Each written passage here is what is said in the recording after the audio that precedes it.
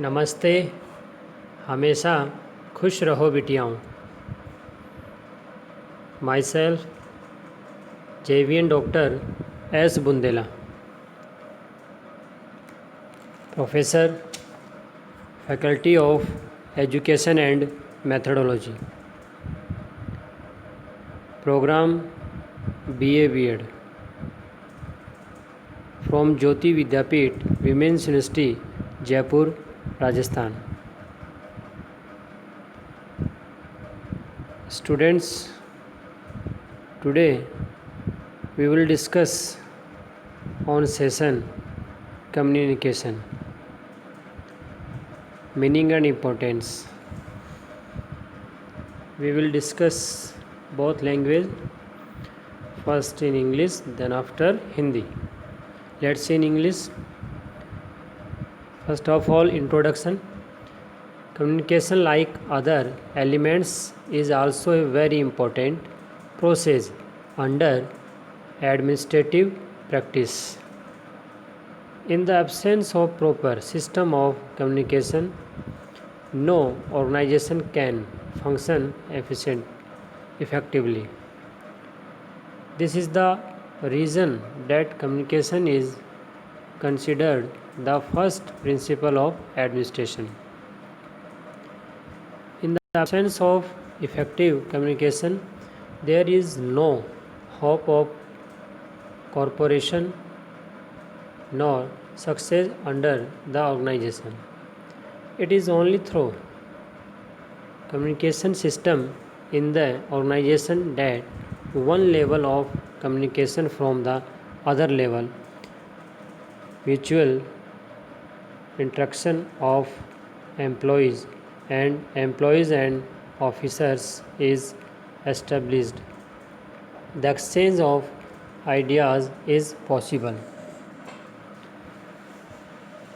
Meaning and definition of communication. The word communication is derived from the English language communication. It is derived from the Latin word communis, COMMUNIES, communis, which means common. It can be expressed in such a way that communication is a system that gives people a general view of their objectives, efforts, and interests. Communication means exchange of ideas between two or more persons. Definitions of communication have been presented by various scholars, thinkers in the following forms. First, Millet.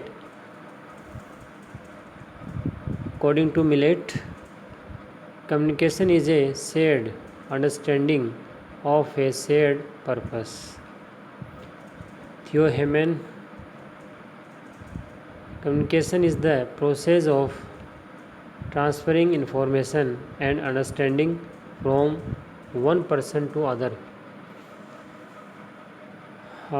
Importance of communication. The importance of communication can be understood through the following points.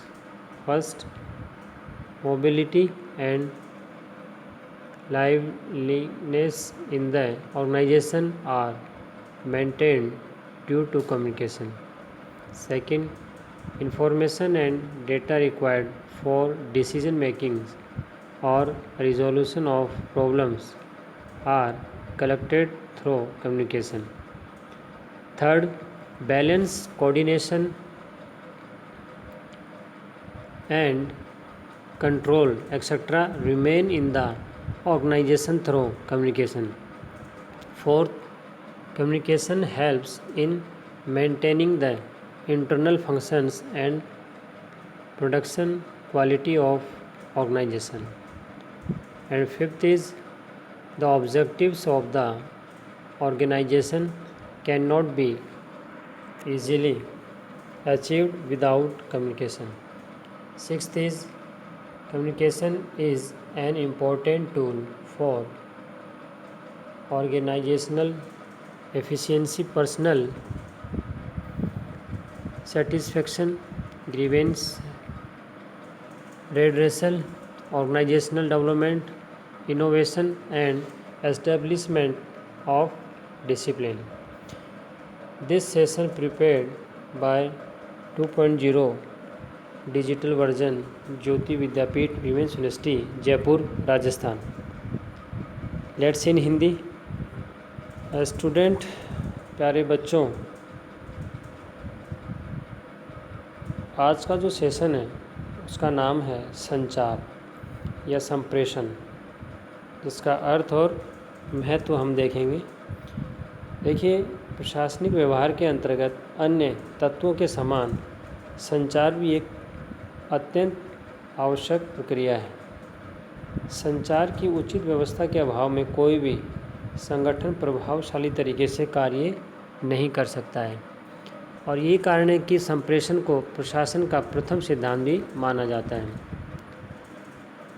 बहुत बार कई बार एक competition का question बन जाता है कि प्रशासन का प्रथम सिद्धांत क्या है, तो आप क्या बताएंगे? संप्रेषण या संचार। प्रभावशाली संप्रेषण के अभाव में संगठन के अंतर्गत न तो सहयोग और न ही सफलता की कोई आशा होती है। संगठन में संचार व्यवस्था के द्वारा ही एक स्तर का दूसरे स्तर से कर्मचारियों का पारस्परिक और कर्मचारियों व अधिकारियों का एक दूसरे से संपर्क स्थापित हो पाता है। विचारों का आदान प्रदान संभव हो पाता है। संचार का अर्थ और परिभाषा।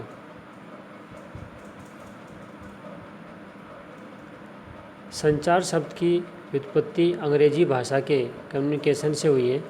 यह लैटिन शब्द कम्युनिस से निर्मित है, जिसका अर्थ है कॉमन, सामान्य है।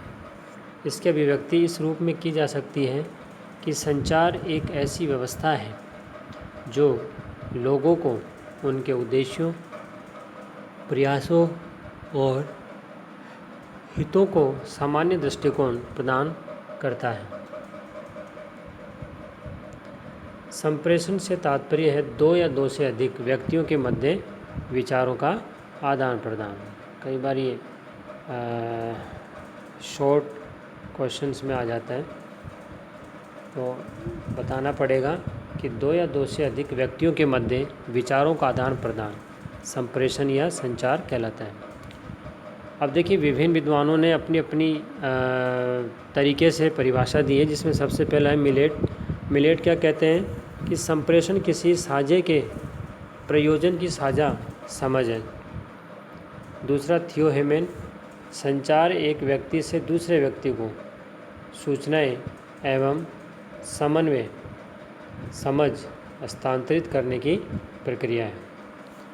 अब बात करते हैं महत्व, आवश्यकता या महत्व या उपयोगिता।